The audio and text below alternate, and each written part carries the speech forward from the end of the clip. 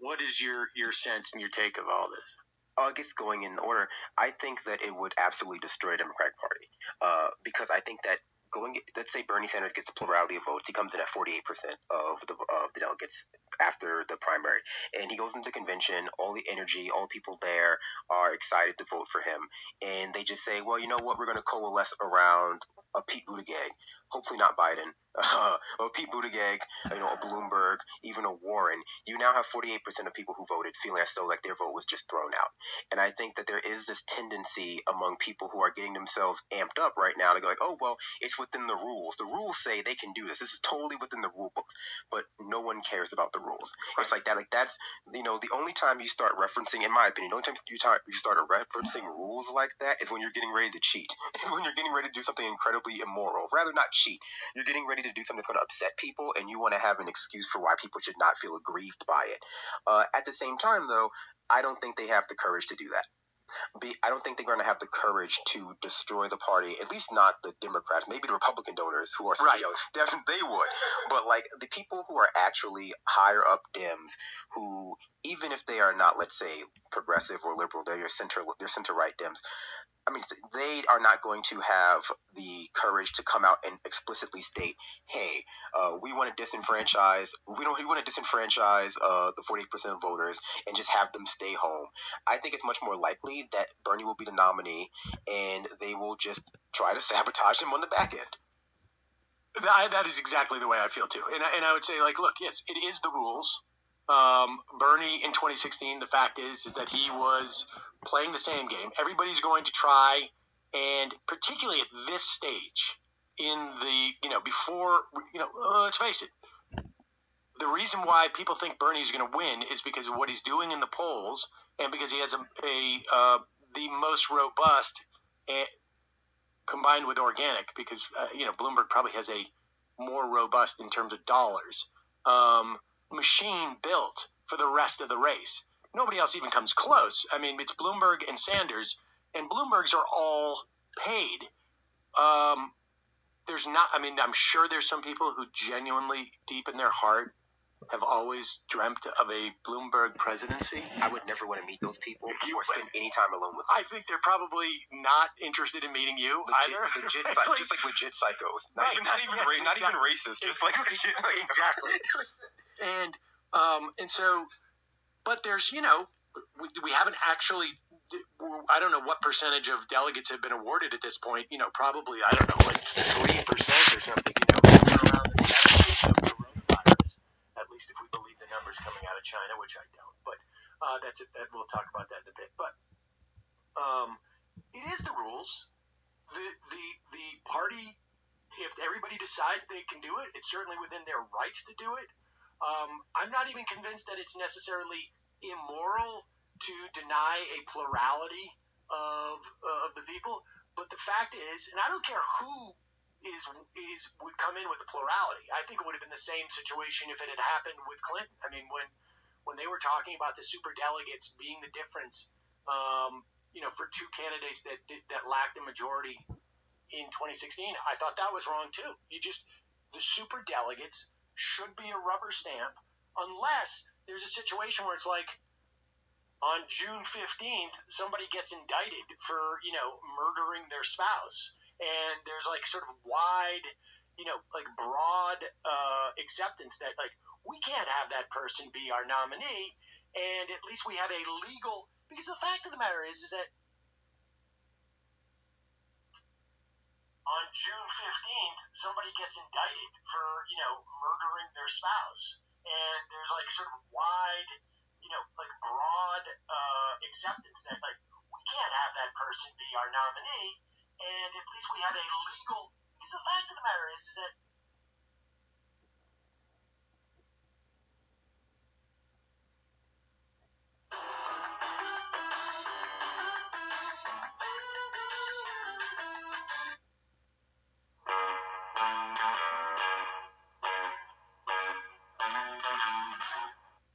God fucking damn it.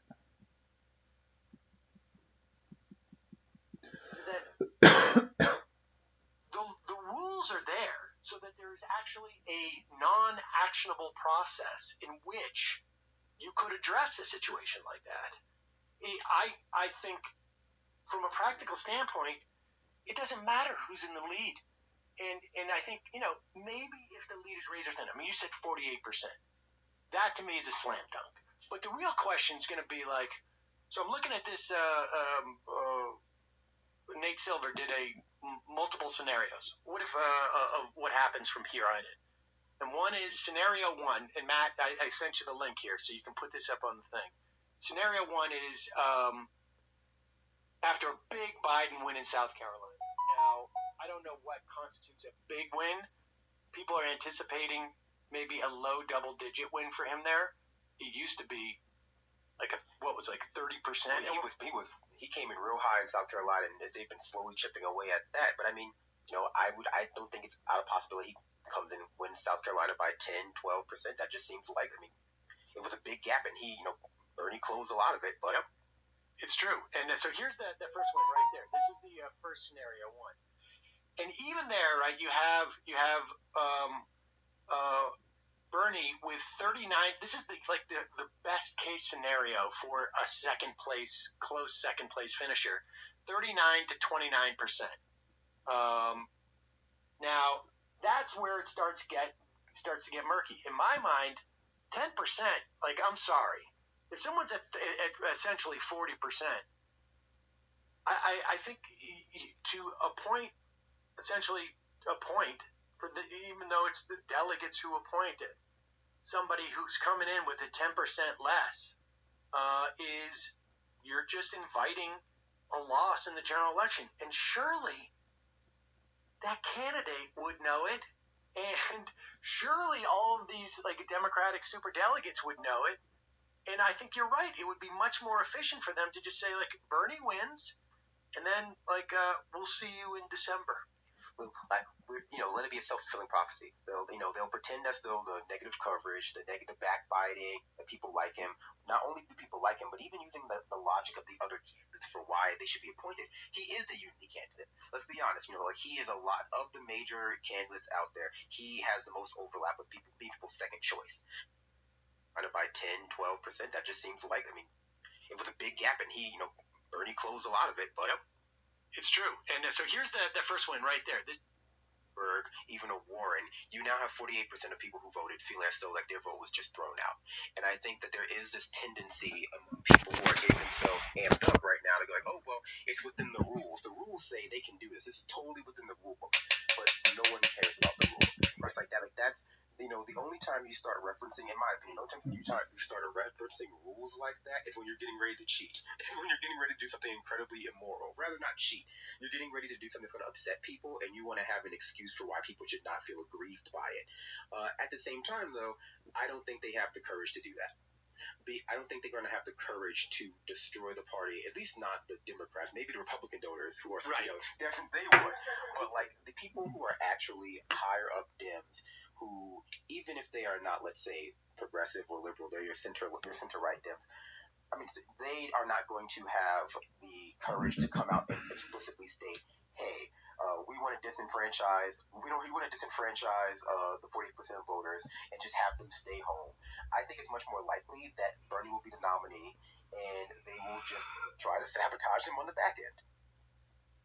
That is exactly the way I feel. And I would say, look, yes, it is the rules.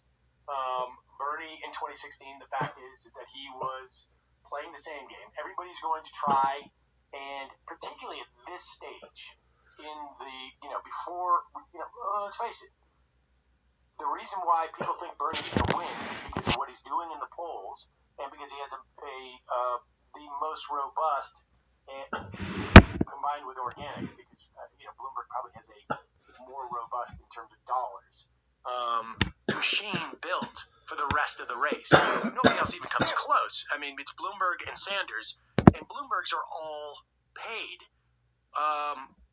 There's not, I'm sure there's some people who genuinely, deep in their heart, have always dreamt of a Bloomberg presidency. I would never want to meet those people or spend any time alone with them. I think they're probably not interested in meeting you either. Just like legit psychos. Right. Not even racist. Just like legit. Exactly. And so, but there's, we haven't actually, I don't know what percentage of delegates have been awarded at this point. Probably, I don't know, like 3% or something. Somewhere around the death rate of coronavirus. At least if we believe the numbers coming out of China, which I don't. But that's it. We'll talk about that in a bit. But it is the rules. The party, if everybody decides they can do it, it's certainly within their rights to do it. I'm not even convinced that it's necessarily immoral to deny a plurality of the people. But the fact is, and I don't care who would come in with the plurality. I think it would have been the same situation if it had happened with Clinton. I mean, when they were talking about the super delegates being the difference, for two candidates that lacked the majority in 2016, I thought that was wrong too. The super delegates should be a rubber stamp unless there's a situation where it's like on June 15th, somebody gets indicted for, murdering their spouse. And there's like sort of wide, like broad acceptance that like we can't have that person be our nominee. And at least we have a legal, because the fact of the matter is that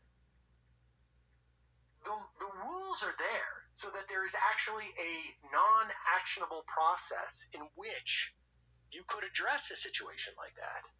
I think from a practical standpoint, it doesn't matter who's in the lead.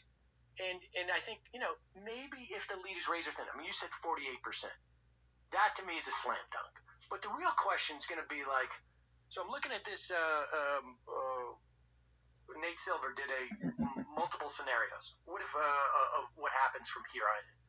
And one is scenario one, and Matt, I sent you the link here so you can put this up on the thing. Scenario one is after a big Biden win in South Carolina. Now, I don't know what constitutes a big win. People are anticipating maybe a low double-digit win for him there. He used to be like 30%. He came in real high in South Carolina, and they've been slowly chipping away at that. But I mean, I don't think it's out of possibility he comes in and wins South Carolina by 10, 12%. That just seems like, it was a big gap, and Bernie closed a lot of it. But yep, it's true. And so here's the first one right there. This is the first scenario one. And even there, right, you have Bernie with 39. This is the best case scenario for a close second place finisher, 39 to 29%. Now that's where it starts to get murky. In my mind, 10%. Like, I'm sorry, if someone's at essentially 40%, I think to essentially appoint even though it's the delegates who appoint it, somebody who's coming in with a 10% less, you're just inviting a loss in the general election. And surely that candidate would know it, and surely all of these Democratic superdelegates would know it.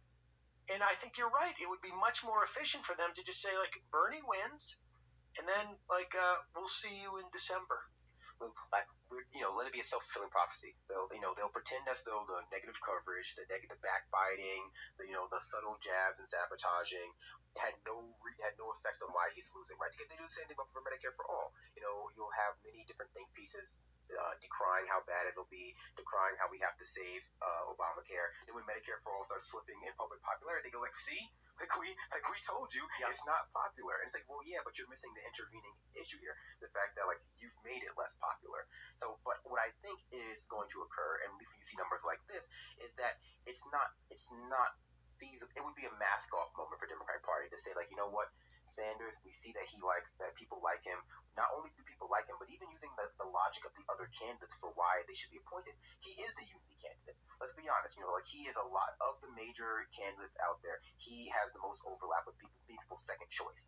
So it seems like even with these numbers, he might lose South Carolina, Florida, that appointing him or allowing him to be the nominee would not be deleterious to the morale of the voters themselves, just the higher ups. And so I think that speaking from it from that level, it's not even about the people who will stay home because they're Bernie or bust people. It's about like actually framing this as, well, Bernie is the unity candidate. The people who are not getting behind him are a very small minority of people who just happen to have actual material stakes in him becoming president. Right. But everyone else, I think a lot of Democratic voters we've seen polls that show like a lot of Democrats, Biden or Warren or Buttigieg, they're just party functionaries. Like they're going to vote for whoever the nominee is.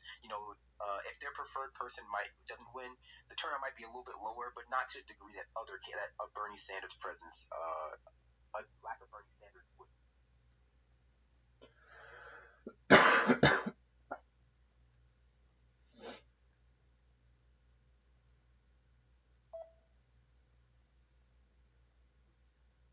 And so I think that really it's coming down to the fact that can the Democratic Party, can Bernie Sanders make the accurate assessment and the accurate claim that, hey, you know what, he is the unity candidate. Everyone would be like, there's going to be the least amount of people who are dissatisfied with him being the nominee than any other case here.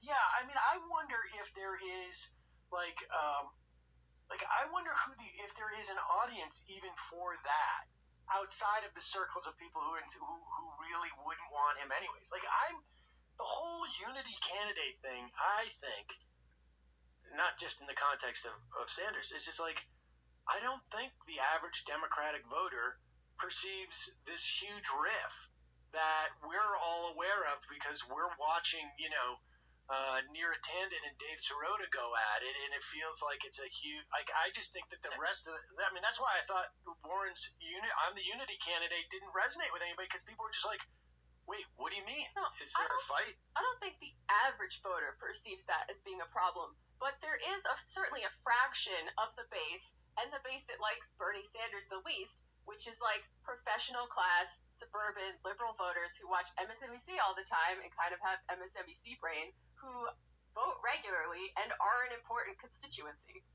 Yeah, I don't know if they see. I don't know. I'm not convinced that they see there to be, that. I think they're just I want to get rid of Trump. Yeah, and I think that's, that point you're making right now is exactly why it would be so deleterious for the Democratic Party to come out so aggressively against Sanders, right? Because I think your average Democrat who's just half paying attention to what's going on, doesn't really know the rules about super delegates, doesn't know the way the actual delegate count is breaking down right now. They just see oh, Bernie won the first 3 states. I don't know. I think that that particular person is fine with Bernie Sanders. Yeah. They're fine with them. They just want to get Trump out of office. They want to close the book on this negative chapter of their life. They want to go back to brunch, and Bernie's the way to do that too. And so the more Democratic Party sabotages that, the bigger the schism between their voting base and their establishment is going to become. And so that's something they have to safeguard against too. So they're being pulled in 2 directions. You can go against Bernie, but you're going to lose a lot of the voters who are just not going to understand why you don't like him so much. Yeah. Because not to borrow some of your phrasing, but the Democratic Party in many ways they sowed a suit for Bernie Sanders. It's if you're just an average Democratic voter and you're not really entrenched and steeped in what they're actually up to, and in capitalism, neoliberalism. You think they're the party of women and people of color and workers and providing health care and Obama. And then you see someone like Bernie Sanders coming in, he's yeah, I want to provide health care. I marched with Martin Luther King Jr. It's I was doing X, Y, and Z in the 70s. You're oh yeah, it's cool. That's exactly what that's exactly what I stand for. And so the party coming out antagonistically against that is a bad look for them, because it's well, why are you so against this? And the argument that it's because it's just not practical doesn't appeal to anybody. Right. I think a big part of what they're trying to do, and they have not been able to really successfully do it, is to find the thing that they think will resonate with those people. And I think, to the extent that anything has, it is, I think, still a taste in people's mouths from the 2016 election, and that's why he does the cohort where he does the least well is with suburban women, which, that's a hugely important cohort. We saw them, come out in 2018 in the big numbers, but I think a lot of that is an anti-Trump sentiment. And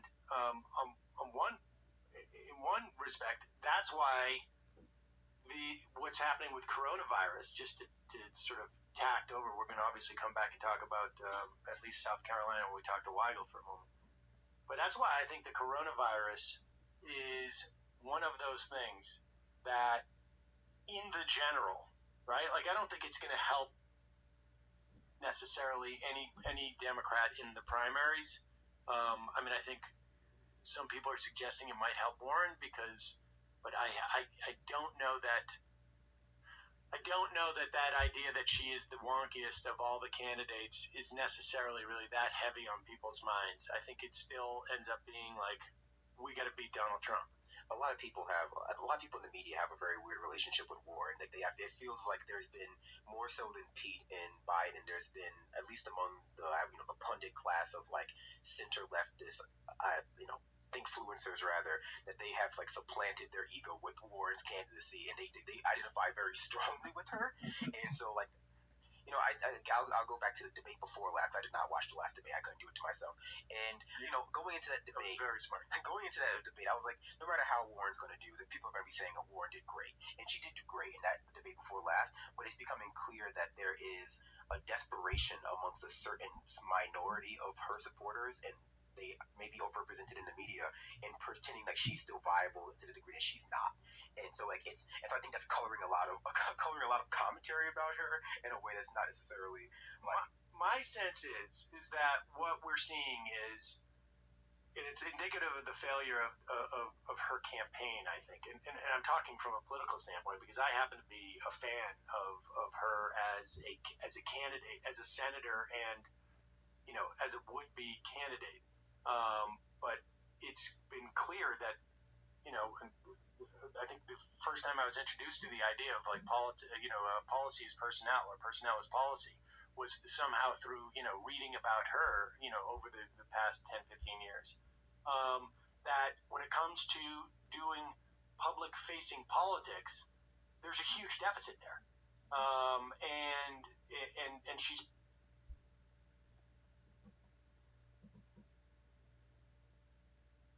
picked the wrong people, and that frankly there's been too many gaffes that I think make me feel comfortable that she could beat Donald Trump. I mean, I know everybody says like you're not supposed to think about who could beat, but I'm sorry, that's what everybody's thinking about. And also I think from a legislative perspective, like there just seems to be like a misunderstanding of what her value proposition is on some level.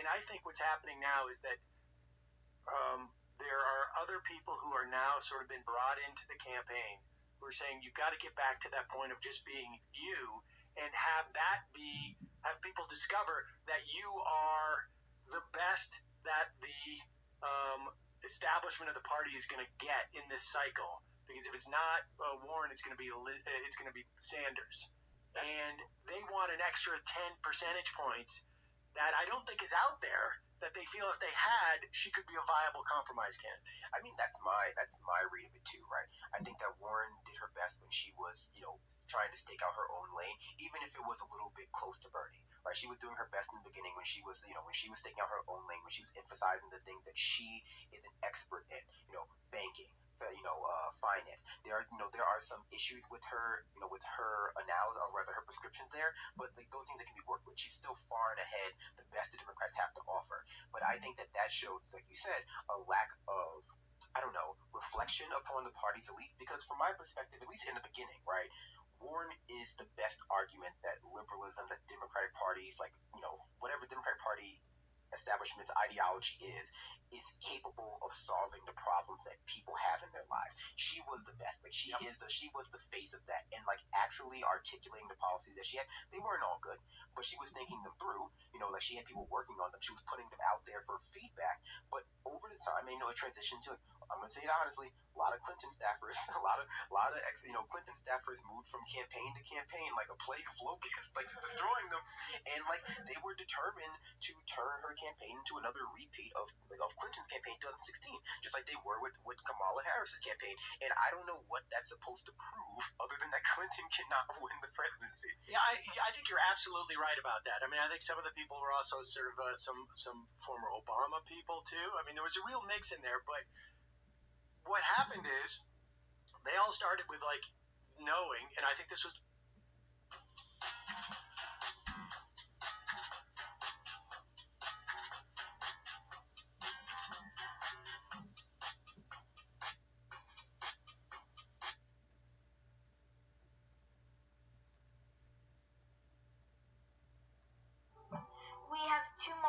rooms, one in the kitchen and one in my room. You just smell fresh, clean air. The first night was really the most significant difference that we could see. It was not quite the same as other air purifiers that we've used in the past. Differentiating factor is saying, hey, we want to be able to destroy the allergens. Can you tell whether or not you're using a molecule when you walk into a house? Yeah, you can. I work in real estate, and I go through a lot of different homes, and so I can definitely tell when I'm in a home that doesn't have any type of air purification.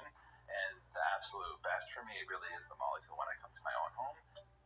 Molecules made such a huge difference in our lives that we wanted to get the word out there so it might be able to make a huge difference in someone else's life. It was the case that if there was a path to the presidency or to the nomination for Elizabeth Warren, it was because she was going to be the compromise candidate. And instead of just letting her be Elizabeth Warren and do exactly what you say, rest on her strengths, which were in that finance, consumer protection area, they made her the compromised candidate, where it was like they were trying to land in the right place, and it's like it was over-engineered. Yeah. Exactly. I mean, I think that, again, the idea of a unity candidate is flawed inherently, but has she stayed in the place she was in the beginning? Has she stayed there and still come in maybe second, third, maybe third place, let's say minimum, she came in third place, I think she would have had a much better argument going into convention that, at least among Sanders supporters, I would have voted for her, at least in the beginning.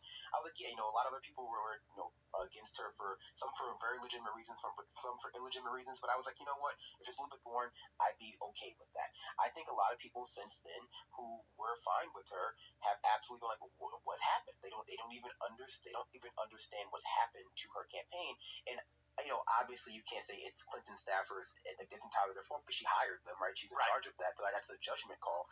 But even that, I would say, speaks to, I think in her campaign, in the rise and fall of her campaign, is a lesson about trying to speak to both the center and the left base at the same time, and even more specifically, trying to appeal to the core of Democrat, the Democrat media political establishment classes, like values, and just like not realizing that those people are just not broadly representative of everybody else. And then you find yourself in a situation where it's like, okay, yeah, instead of being, compromise candidate, the best of both worlds, someone that people are genuinely happy to vote for, you find yourself being, having still a bunch of op-eds written about you about how you're a great candidate, but that's not being reflected in the polls. Right. It's like, it's a, she got into that bubble and she allowed it to affect her judgment in a way that I don't know if she can recover from at this point. I think now she's with the super PAC thing. My read of that, because we won't know who is putting money into that super PAC until after Super Tuesday. My read into that is that it's bad. Is that the people who are putting money in that super PAC are bad, and she knows that they're bad. But a Clinton staffer, an Obama staffer is getting rich off of it, and so you gotta hold your nose and let it. And they're hoping that money, that ad buy, will get her enough attention and support, and so that when it comes out who's supporting that PAC after, it'll be irrelevant. It'll be irrelevant. Because largely, it's only relevant to people there's not a lot of. I'd be shocked if not.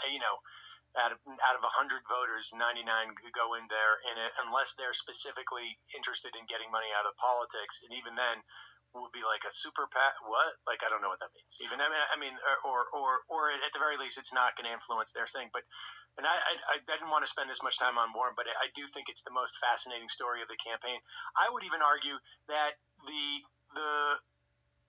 the takeaway is even broader than that. It is a situation where it's like she was the product, if you will, was fine on day one. It's just the problem is that you start bringing in a bunch of consultants and executives. They're like, well, I've got to put my imprimatur on this product, and otherwise, I need to. You can find this, I think, probably in every industry, and I always relate it back to executives, looking at the script writing, where it's just like, I read.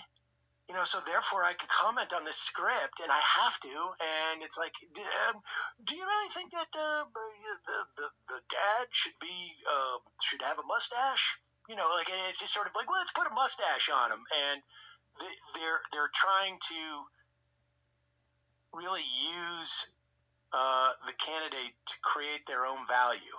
And that ends up bad things come from that. I agree. Oh, sorry. Well, don't you think the presence of these people and their continued prominence in campaigns like Elizabeth Warren shows that this kind of kamikaze mindset is still alive and well in the Democratic establishment? Like, I don't even think that they would frame it in the terms of we're willing to hurt our own party to block Bernie, because they really believe that he can't win. They really believe that he is a risk on the level of someone getting indicted or whatever. And we already know that they're great at assigning blame. You know, if they believe Bernie can't win anyway, there's no harm in cramming one of their candidates down everybody's throats. And then when they lose, once again, they can blame Russia. They can blame racism. They can blame Bernie Sanders. They can blame any number of things. I mean, I'm talking about the people working on the people working on Warren's campaign. Yeah, absolutely. But these are like the same people that I'm talking about. I don't think they're the same people. I think they have a different agenda. Well, I'll address, I guess, both points too. The first, and like I'll combine them in the way I conceptualize it. The first is like I think that you're right, and because of that, and because of her campaign. The loss of her campaign, she started out so high-ish, and you saw such a sharp downtick. Like her campaign, more than any of the other, more than Kamala's, more than any of the other failures, it implicates that class of people. It heavily implicates the political media consultant establishment that hangs on to the Democratic Party, like Ramoritz, and sort of feeds off that. And so I think that's part of the desperation amongst the people who are self-dealing and and have friends across the whole industry, yes, to make sure that they still pretend that she's viable, because more so than any other, she's proof of concept that these people do not know what they're doing. The fact that they because she is a very substantive candidate, and she actually, Kamala Harris had a problem in that there was no underlying product there, essentially. And so, I mean, as an example of that, look, she was endorsed, half endorsement by the New York Times, meant nothing. Meant absolutely nothing. Even with Times readers. And what does that imply? What does that imply about the social capital, the ability to influence and control the narrative of these people, the ability to just do their job? Like, what is their worth if they can't? Obviously, if they can take a candidate like Elizabeth Warren, who has substance, who is very popular broadly, and just absolutely tank her career, what exactly does that mean? And to Jamie's point, I think there's a difference between the people at Democratic Party who know that this is a grift, who know that they're just here to make money, who know, they might believe generally in the ideas, the broad framework of liberalism. They're definitely not Republicans, but they're just this is a career for them. They're in an industry. They're in an industry. This is plenty of people work in industries they don't believe in just because it's what they're good at. And then there's the people who surround them as another ring, who are not grifters. They're half paying attention. They believe in the values of the party. They are supporting, they're trying to support the party. They want equality. They believe in social justice. They may not understand all the phenomenon there, but they believe in those things. And there is a schism between those two groups that's becoming more and more visible as the race goes on, and the middle group becomes out in their own class interest against Bernie Sanders, because the class interest of that core does not broadly represent the class interest of that ring that surrounds them. It's not even. I don't even know that it's necessarily a class interest in terms of an economic class, because there are those people who probably feel like I'm in the Bernie's industry. This is a classic Coke and Pepsi type of thing, where it's a lot of people, I think, and I think there's more of these people than not, because of the nature of Bernie's campaign, but also not just from an ideological standpoint, but that he's been in independent circles, that he's been sort of outside of the party apparatus, et cetera, et cetera. There are a lot of people who are just I'm not going to get a job. Yeah. I'm not going to get a job in this administration. I'm not going to get the sinecures that I was getting from the DNC, because he will take over that apparatus, or his people will, and they will hand out contracts to other people. Yeah. And they may actually even have rules where it's based upon the way that Bernie's campaign has gone, we're not giving you 15%. And I saw it in the entertainment industry at one point. Managers got 15%, and then people just decided they're getting 10. Yeah. So you may not, as a media buyer, get that 20% VIG that you were getting, and then all of a sudden, all the consultants go, well, actually, Texas is out of reach. The reason why Texas is always in play is because it's a huge media center. And so the only way you can run in Texas, man, in a statewide race is to buy TV ads.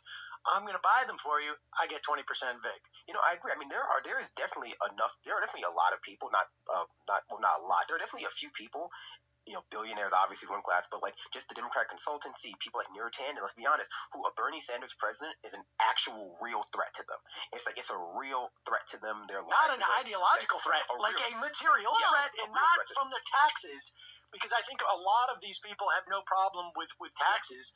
Certainly Warren's, Warren's campaign, Warren's programmatic thing has as much, tax burden as Bernie's, but maybe close, at least, from their perspective. But I think what Warren tried to do is to assure that sort of Borg, if you will, like I'm not as much of a threat to like literally your ability to pay your mortgage. Well, a lot of people are very comfortable with assigning the blame of what's going on in society to billionaires, like to just billionaires specifically, and that's the end of their, big banks, billionaires. That's right. The end of their analysis, and they don't understand the entire culture or surrounds that, and like the the tentacles that come out of that.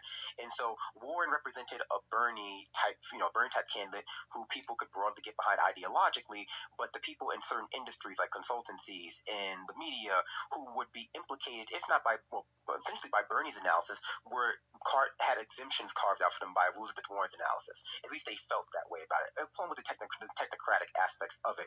My only addition to to your point, though, as well, would be that Warren's candidacy it was sunk by listening to those people. Like it was absolutely like she is proof of concept for why you should not have dealt with those people, and why that particular why that particular industry is just absolutely a Ponzi scheme. Yep. It's essentially it's a lot of self-dealing. It's kids of maybe once really good political operatives, like we don't Harry Reid's like niece, or Harry Reid's like if Harry Reid, it's a full employment program for the fail sons of actual political people. I mean, on my show, one of my co-hosts called this like intellectual Habsburg syndrome. It's like it's like you might have started off with like people who really smart, really capable of leading, but all the self-dealing, all the incestuous nature of like the political media consultant class, you end up with just like someone's dumb stepson is now the head of this think tank, and it's like it's being. And we should be clear. This, I think, is an affliction that is not unique to politics. No. I mean, it is in I feel like it's been in every industry that I've ever been associated with, including the restaurant I worked at. And I would my point. I want to hear more about that. Well, it was a lot of BS. I got fired. I would remember the point I was going to make was that like also what you hear all the time, at least when you're online, is how unprofessional David Sirota is, how unprofessional like the members of Bernie Sanders comms and Brianna Greyjoy and all those people are, and how like they're terrible and terrible and terrible. And it's just like it's clear though that they have run one of the most effective campaigns in the past decade of politics since I would argue Obama ran in 2008 and Obama for America. It rivals that, maybe exceeds that. But none of the ire at that campaign, the ire aimed at them is entirely because they're outsiders. It's not about their competency at their job. They do a great job. None of that ire is aimed at the people who sunk Kamala Harris's campaign, Elizabeth Warren's campaign. Right. I'm not a fan of Kamala Harris, and I might get flack for this, but I think she deserved better than what they gave her. It's like what the Hillary Clinton campaign staffers did to her. Like she was her own candidate. I didn't like her. Kind of sucked. Like jailed was an agent of the police state. But like just trying to rerun Hillary Clinton's campaign with her at the forefront of it was disrespectful. Yeah. Yeah, I agree with that. Don't you think that people's ideology often follows their class interests, and regardless of whether they're driven by ideology or interests or patronage or some combination thereof, like the outcomes effectively are the same? Wait, I'm sorry, say again? Oh, like you were talking about whether people are driven by ideology or just needing a job in this like circle jerk of patronage. Don't you think at the end of the day the outcomes are the same and maybe doesn't matter so much? So, I mean, in my opinion, I agree with you. The outcomes in this case are what matters. I think we spend a lot of time, especially in political media, worrying about like whether someone's a bad faith actor or whether they're just stupid. That at a certain point is irrelevant. It's just like at a certain point, you should know thy enemy, but like the outcome of why, like the fact that they are continually engaging in malfeasance or continually smearing people is the most important thing. Like trying to argue whether like what the intention there is a way to absolve them of any kind of moral or intellectual responsibility for what they're doing. When it comes to the ideological aspect of it, I think what we're seeing here is like a centrist class, and this happened in 2016, crystallizing. And by crystallizing, I mean like there have always been centrists throughout history, but when I say centrist, I mean that their ideology is mostly a reflection of their position as comfortable under the current status quo. And so their ideological components are just like myopic, like solipsistic, like reaching out like, oh, this enriches me, and if it enriches me, it's what's best for society. And I think that's what makes the centrist class, which has other attributes, a little bit difficult to deal with, because their version of what represents a positive social order is entirely founded upon like what's best for them. And so they look at someone like Bernie Sanders. I think this is where it melds together. They look at someone like Bernie Sanders. They say, well, he's bad for me, and therefore he must be bad for society. Right. But I think the reason why it does make a difference that the outcomes may be the same is that theoretically, anyways, and I don't think he'd want to do this, but I'm quite convinced that if Bernie announced like one of the other things that we're going to do is we're going to establish a fund to fund a huge think tank, and we're going to hire all of you. I think like literally the next day they go like, you know what? Actually, I'm starting to see that this could work. Like a just transition program. Right. Like I don't think that their ideology. I don't think they share Bernie's ideology, but I think it's enhanced by the fact that I think a lot of these people can get over the ideology if they thought like, but I'm going to get hired, right? Yeah. I mean, I think, and I think once it becomes sort of uncontroversial, if it does, that he is the nominee, there's going to be a certain percentage of those people who are going to come over and say, I'm willing to get on board if they get the call saying like, hey, we need you to do these comms Well, things. but that Peter makes Dow's of the them world. is that Bernie wants a federal jobs guarantee, but that may not satisfy them because they might actually have to do some work. Right. I mean, I think what you're speaking to is that at the core of this party is a mix of grifters and true believers. But I think that the number of true believers who have like a true real ideology divorced from like, hey, you know what, like whatever gets me a job is what's good is very small by this point. I think there are very few people within the Democratic Party higher ups who are like operating on like I just really like center right neoconservative. Like, I agree. I think you have that, and then your priorities become a lot more me focused at that point. All right, we didn't get to. I wanted to talk about coronavirus. We can talk about it maybe after Weigel when we bring Kate in, who my understanding is a physician. Is that correct? And so she can discuss this. But I think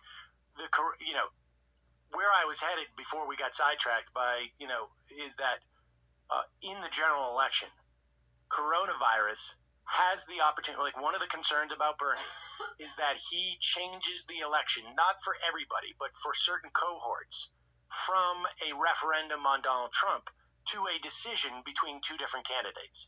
That is what the concern is, particularly with suburban women, is that it goes from just purely I'm coming out to vote against Donald Trump to, and I don't know that it is, but this is the concern, and I think there's some validity to it, at least at this point, and we're far out from like the actual choice when I think things become a little bit more rational, but that it's going to change it from a referendum election for certain groups to a decision between two candidates, in which case then it becomes harder for the non-incumbent. I mean, that's just the way that elections work. Coronavirus, I think, is something that has the potential to inoculate, sorry to stay in the medical world, but to inoculate the election from becoming a choice between two different candidates for that cohort and remain steadfastly a referendum on Trump. Because if I'm in the suburbs and I am worried about my children, I mean, everybody is, but I mean, we're talking about people who are, helicopter parents. And I'm worried about my kids going to school because I'm seeing that the complete failure of our government to just do the basics. I'm just going to go in there, I'm going to be reminded that, like, oh, not only is he offensive and, maybe an autocrat, but he's not even one who can get the trains running on time. I mean, I don't know if you know this about me, Sam, but I'm a social scientist, and so I would consider myself to be an expert in suburban moms because I watch hundreds of hours of Lifetime movies. Yes. And that's the target audience. So I have a lot of text analysis of it, and so I think that you're right. I think that the coronavirus is, if properly mobilized by the left and by Bernie, is a proof of concept of everything he's talking about. It can be used as a proof of concept of literally everything that he has been talking about this entire campaign.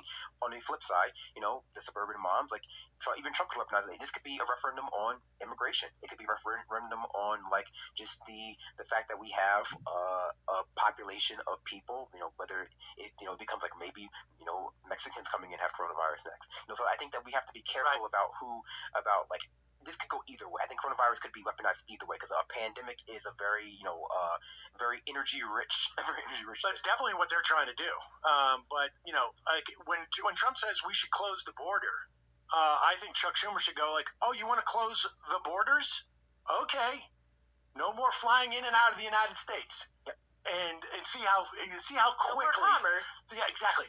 Let's not take any more ships. If that's what, Mr. President, if you want to propose that, we, because we will respect national unity, although we're against it, we will say okay, and then see how many hours that lasts. Mm-hmm. And that's that. All right, we're going to take a break here.